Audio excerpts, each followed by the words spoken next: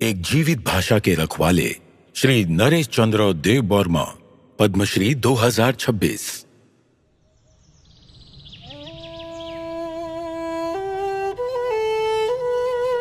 त्रिपुरा की शांत पहाड़ियों में जहां कहानियां कभी सिर्फ यादों में जीती थी, एक भाषा लिखे जाने का इंतजार कर रही थी। दशकों तक कॉकबोरोक की एक आवाज तो थी, लेकिन लिखित रूप बहुत कम था।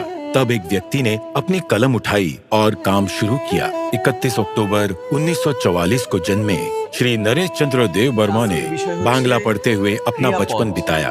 फिर एक एहसास ने सब कुछ बदल दिया। अगर हम अपनी भाषा कॉकबोरोक को नहीं लिखेंगे तो कौन लिखेगा? शुरुआत में कॉकबोरोक में कोई लिखित ग्रंथ नहीं थे।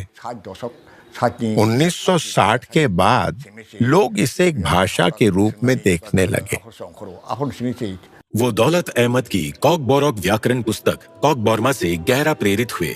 साथ ही प्रारंभिक अग्रदूतों से भी, जैसे सुदनवा देव बर्मा जो कॉकबोरोक के पहले साहित्यिक लेखक थे, और डॉक्टर प्रभाष चंद्र धार जिन्होंने रामायण का कॉकबोरोक में अनुवाद किया। आकाशवाणी पर कॉकबोरोक के कार्यक्रम सुनकर उन्हें खुद कलम उठाने और लिखने की प्रेरणा मिली।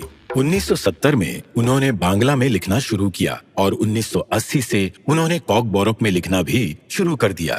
शुरुआत में लगभग कोई साहित्य ही नहीं था, कोई बुनियाद नहीं थी जिसके सहारे आगे बढ़ा जा सके, इसलिए वही खुद बुनियाद बन गए। 50 सालों से ज्यादा का सफर, 34 किताबें, अनेक लेख और अनुसंधान, उन्होंने कॉकबोरोक को एक बोली जाने वाली पहचान से एक लिखित विरासत में बदल दिया। आज कॉकबोरोक 100 से अधिक स्कूलों और कई कॉलेजों में पढ़ाई जाती है, जहां विद्वानों और शिक्षकों का समुदाय लगातार बढ़ रहा है। एक ऐसा आंदोलन जिससे अनेक छात्र आगे बढ़ रहे हैं। नई पीढ़ी इसमें दिलचस्पी ले रही है और ज्यादा से ज्यादा लोग कॉकबोरोक पढ़ाने के लिए जुड़ रहे हैं। सालों से उनके काम को बार बार सम्मानित किया गया है और अब ये सफर पद्मश्री तक पहुंच चुका है। लेकिन उनके लिए ये कभी व्यक्तिगत पहचान का विषय नहीं था। मैं बहुत आभारी हूँ, लेकिन यह सम्मान सिर्फ मेरे लिए नहीं है, यह सभी कॉकबोरोक बोलने वालों के लिए है।